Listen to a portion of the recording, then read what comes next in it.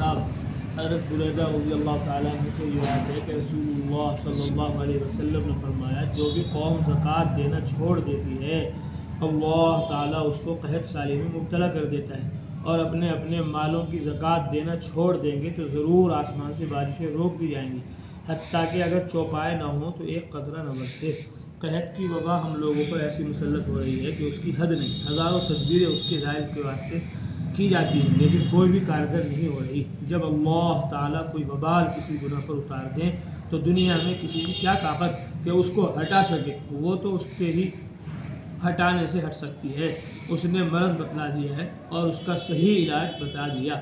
اگر مرض کو ظاہر کرنا مقصود ہو تو صحیح علاج قرآن و حدیث کی روشنی میں اختیار کیجیے گا۔ جس مال کی زکوٰۃ باقی رہ جاتی ہے وہ اس مال کو خراب کر دیتی ہے۔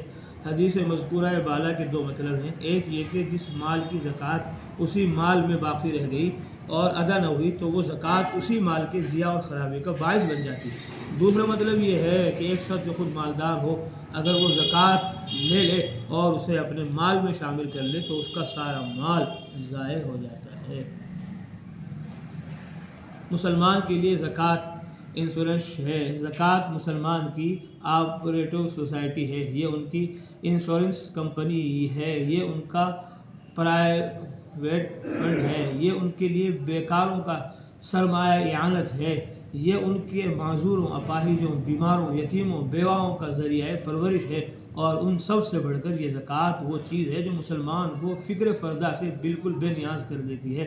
اس کا سیدھا سادہ اصول یہ ہے کہ آج تم مالدار ہو تو دوسروں کی مدد کرو، کل تم نادار ہو گئے تو دوسرے تمہاری مدد کریں گے۔ تم کو یہ فکر کرنے کی ضرورت نہیں کہ ہم مفلس ہو گئے تو کیا بنے گا، مر گئے تو بیوی بچوں کا کیا حشر ہوگا، کوئی آفت ناگہانی آ پڑی، بیمار ہو گئے، گھر میں آگ لگ گئی، سیلاب آ گیا، دیوالیہ نکل گیا تو ان مصیبتوں سے مخلصی کی کیا سبیل ہوگی، سفر میں پیسہ نہ رہا تو کیا کر گزر بسر ہوگی۔ ان سب فکروں سے صرف زکوٰۃ تم کو ہمیشہ کے لیے بے فکر کر دیتی ہے۔ تمہارا کام بس اتنا ہے کہ اپنی پس انداز کی ہوئی دولت میں سے 2.5% دے کر اللہ کی انشورنس کمپنی میں اپنا بیمہ کرا لو۔ اس وقت تم کو اس دولت کی ضرورت نہیں، یہ ان کے کام آئے گی جو اس کے ضرورت مند ہیں۔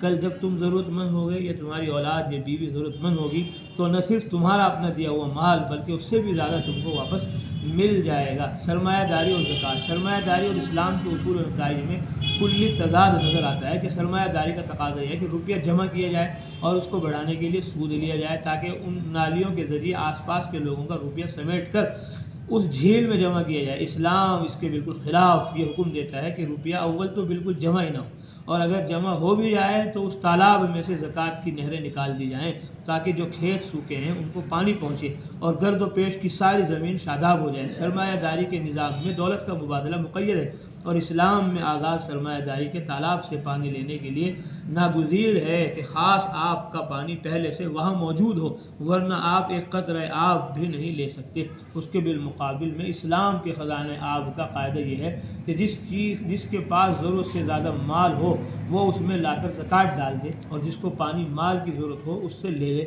ظاہر ہے کہ یہ دونوں طریقے اپنی اصلی طبیعت کے لحاظ سے ایک دوسرے کی پوری ضد ہے اور ایک ہی منظم معیشت میں دونوں جمع نہیں ہو سکتے۔ اللہ تعالیٰ سب کو تمام فضائل مسائل سیکھنے کی، ان پر عمل کرنے کی